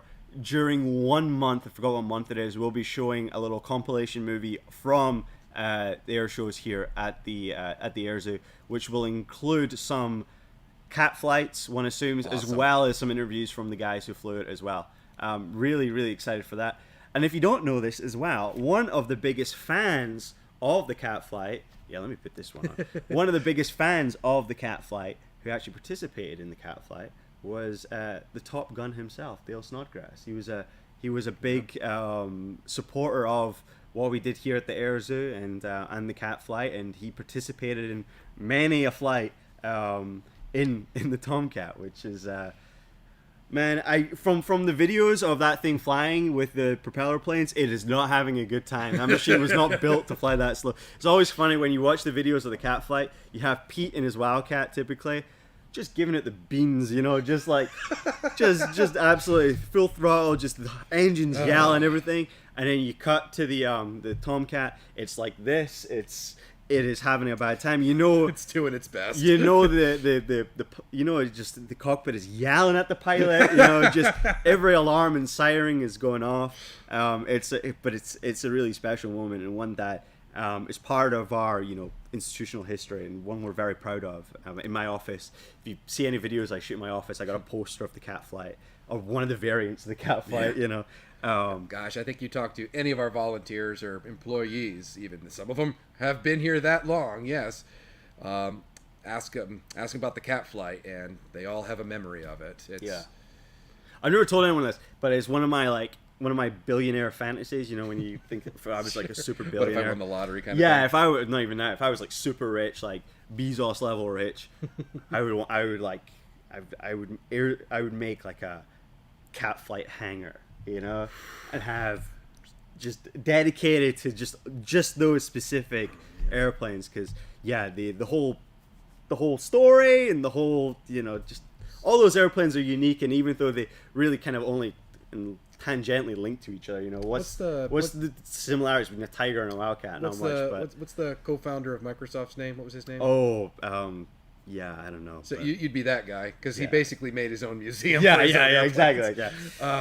I'd be I'd do it here. Oh heck yeah! I'd be Pete's plane in there, and his Hellcat in there too. But that's really cool, and we got definitely, if you're interested in the cat flight and Pete Parrish as well, definitely come check out the Air Zoo's Pete Parrish exhibit. It's relatively new, so if you've not been here for a couple of years, you definitely learn something. It's got fantastic artifacts from his life. Especially with the cat flight as well, lots of like patches and pins and uniform and stuff like that, which is really, really cool. Like I said, it's a good problem to have, that a lot of the really good stuff is out there right now. Yeah, exactly. It's funny, we put like 5 gavels out on display, yet we're still finding them. That guy had a gavel for every occasion. It's pretty impressive. He sat on a lot of boards and was a very important person. And I think this shirt and Pete Parrish is a great way to wrap up today. Thank you everyone for tuning in today for today's Spin the Wheel of History fundraiser. Appreciate everyone who donated, and appreciate everyone who hung around. Remember, you can donate to the Air Zoo all year round at airzoo.org/donate, or you can support us in any other ways. The simplest being giving this live stream a little bit of a like, subscribing to our YouTube channel, and following us on social media. Or if you're in the local area, planning a day to come out and visit us, come check out all the amazing stuff we have to offer. It's not just a museum. We have a restoration center, education programs, the whole bunch. We really do quite a lot. Some say too much. And I might agree with them sometimes, but today's not one of these days. We're very proud of all the programs. And thank you, Ben, for being like a fantastic jazz. Oh, my pleasure. Musician, just improvising off all these objects. Amazing stuff. No, and if I could say my own thanks, I know we were kind of trying something like this out for the first time, kind of experimental. So for those of you who logged in, hung out with us for a little while, donated, thanks for letting us try something different out. Yeah. Like I kind of intimated earlier, we're always looking for new and different creative ways to get more of the collection out there to our visitors, to our fans, to researchers. So thank you for taking part in one of those experiments, I suppose. Yeah, thank you, everybody. And hope you all have a fantastic evening. We'll see you later.